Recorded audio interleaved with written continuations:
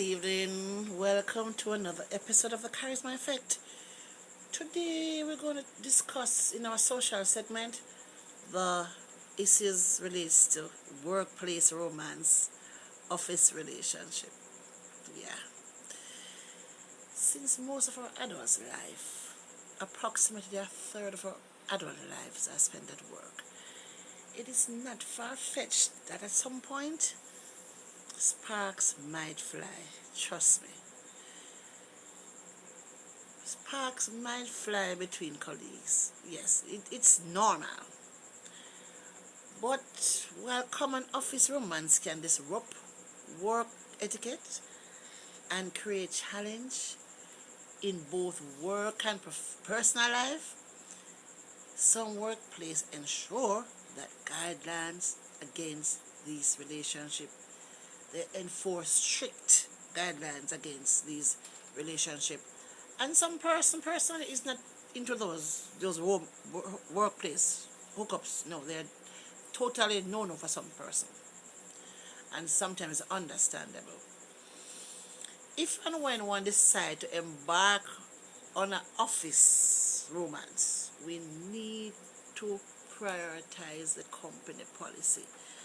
And when I say, I'm not talking about a regular fling, I'm talking about a relationship where somebody see their potential wife or potential husband something serious.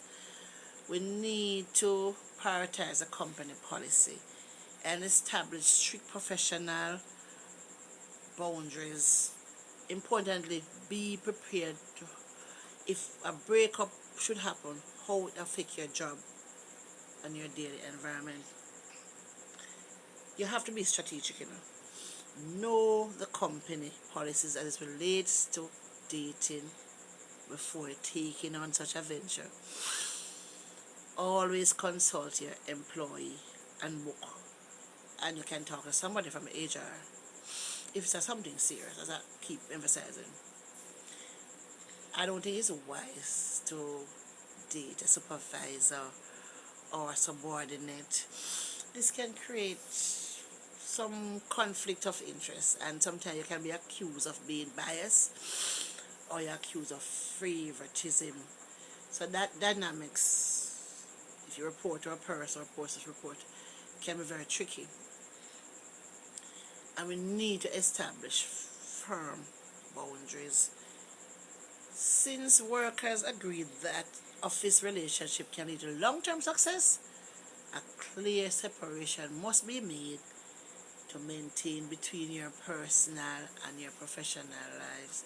We have to draw the line between your personal and professional lives. I don't think it's right to be doing any PD, no public display of affection at work. That's a no-no. And try as best to keep personal conversation outside of the workspace, if you possibly can.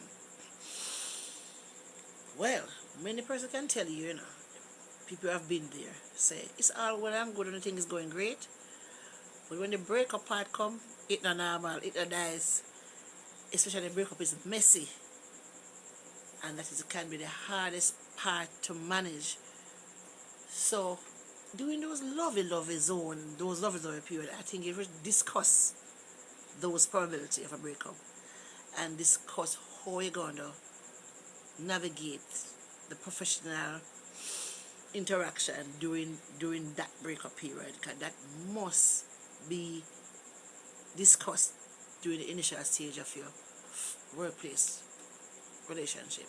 So what can possibly happen, or how we're going to deal with it if and when there is a breakup.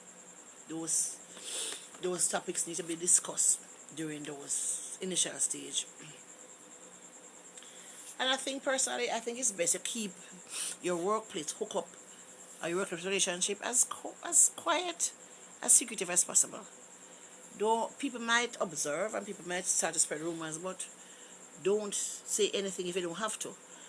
Or if you feel the need, you can speak to somebody, some manager or somebody who you can directly trust. But I think it can be kept discreet if you want to. In the end, consensual dating between colleagues can bring intense emotion into the office. Trust me. Just be careful though that it does not disrupt production or professionalism. We're not going to compromise on that in the workspace. That it does not disrupt production or professionalism. This is Charisma saying love God, love yourself, and be blessed. Thank you.